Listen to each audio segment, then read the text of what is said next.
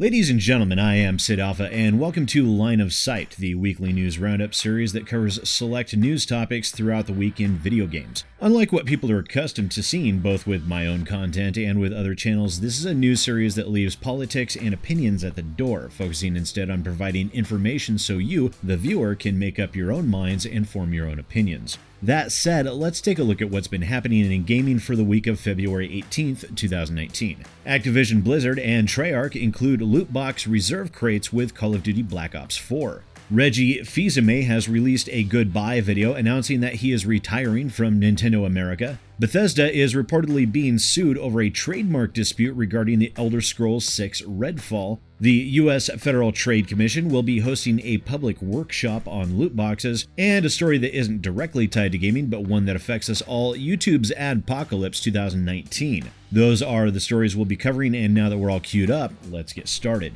Shortly after the launch of Call of Duty Black Ops 4, it was announced by the Reddit user GrandPaladin22 that they were informed by Activision support that supply drops would not be coming to the game. In the posted chat log, it was stated that there would be a new system for players to be able to obtain in-game items. This new system was the Black Ops 4 supply stream that allowed players to unlock gear as they progressed through game tiers. Along with the Black Ops supply stream, the Black Ops Pass also allowed players to skip 10 tiers per season, allowing players to unlock uniforms, weapon variants, and emotes faster than through normal gameplay. However, the lack of loot boxes within Call of Duty 4 changed with the launch of Operation Grand Heist. Operation Grand Heist officially went live on February 19th with a laundry list of new content and events being announced. One item conspicuously missing from the announcement, however, but was very much a part of the new season of Black Ops 4, was the inclusion of reserve crates, the new Call of Duty loot crates. As reported by Nathan Birch of WCCFtech.com, these new reserve crates do not display the odds of the items or tiers being dropped. They do include duplicate items and also include special weapons that are equipped with XP boosts and Battle Royale characters.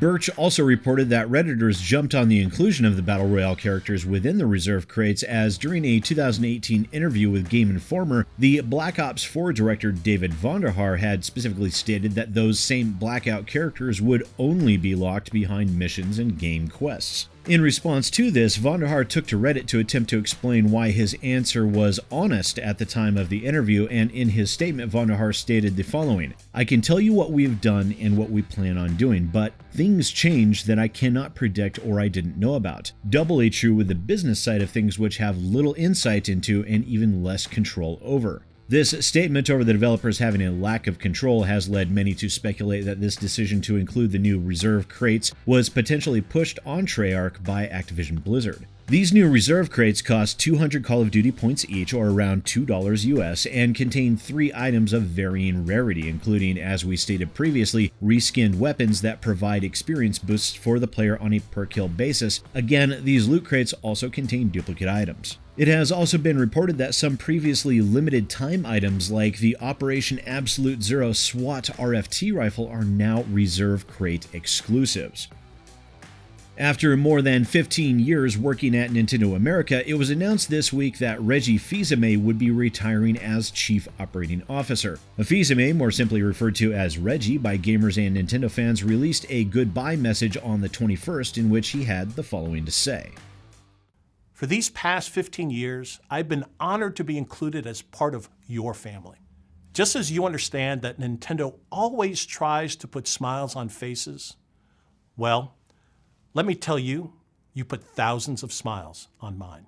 Reggie continued on to announce that Doug Bowser would be taking the reins of Nintendo of America moving forward. Reggie started at Nintendo America in 2003 as its Executive VP of Sales and Marketing before moving up to become President and Chief Operating Officer in May 2006. Reggie is most well known for his strong and affable personality, which has made him something of a favorite amongst gamers and members of the media alike. Doug Bowser is an industry veteran who worked at Electronic Arts before joining Nintendo America in May of 2015 as the Vice President of Sales, being promoted to Senior VP of Sales and Marketing the following year. And as one might expect of a person named Bowser, it would seem he does indeed have Mario and Luigi all tied up.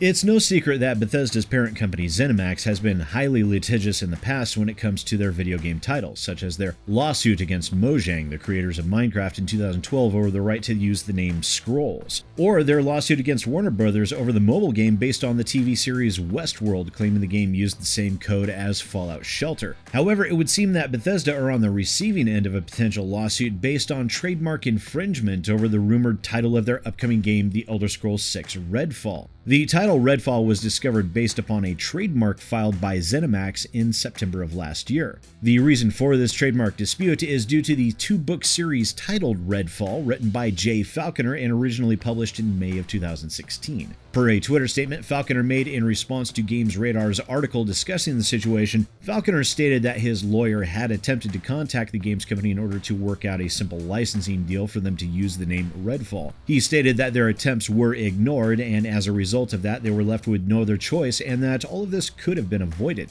When you look up the trademark for Redfall, it now shows as opposition pending, which means that Bethesda and ZeniMax may end up having a bit of a fight on their hands. It is also unclear whether the trademark that ZeniMax had filed was in fact for the upcoming Elder Scrolls game, or if it was trademarked for an upcoming Elder Scrolls Online expansion. Redfall itself is most likely in reference to the Redguard and Hammerfell, however, we do not know at this time for which game it will be used for, or it could even be for both.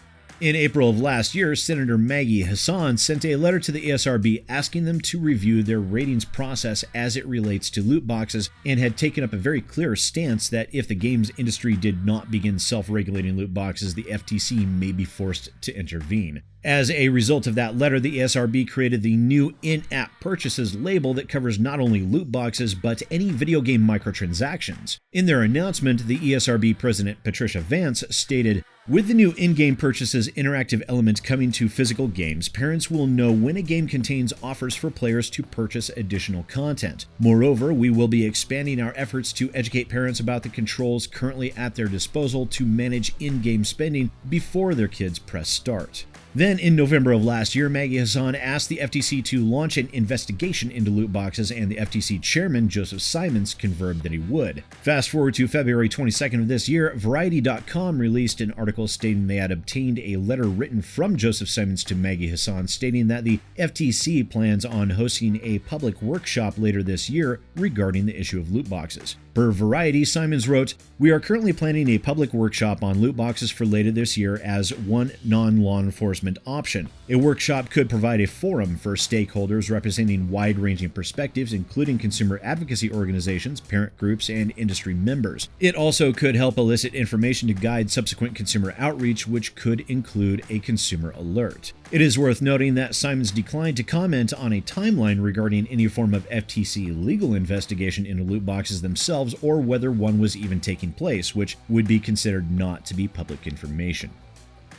Our final story for this video is not directly gaming related, although it does directly affect the YouTube platform, and as such has the potential to affect countless YouTube games critics, let's players, live streamers, and industry pundits, and that is what is now being termed Adpocalypse 2019.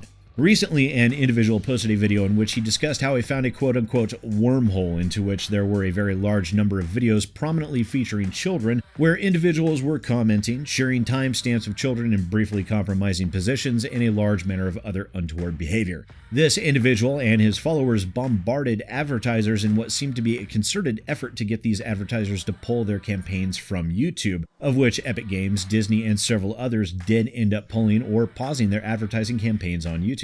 Philip DeFranco also covered the situation, and in response to him, YouTube stated that they had disabled comments on tens of millions of videos, as well as having terminated over 400 channels for the inappropriate and sometimes illegal comments left on those videos, and where illegal comments were found, they were reported to law enforcement. This caused several videos by Jessica Ballinger to become demonetized. The videos on her channel featured her 5-year-old son's gymnastic videos. Responding to that statement, Twitter stated, quote, "Even if your video is suitable for advertisers, inappropriate comments could result in your video receiving limited or no ads." That response lit YouTube on fire, as content creators, myself included, saw the potential for abuse, as it would seem that YouTube could and would demonetize videos purely based upon the comments on that video. The next day, YouTube put up a blog post stating a lot of what was already said previously and continued on to clarify the potential demonetizations will only be for videos that include minors and are at risk of predatory comments.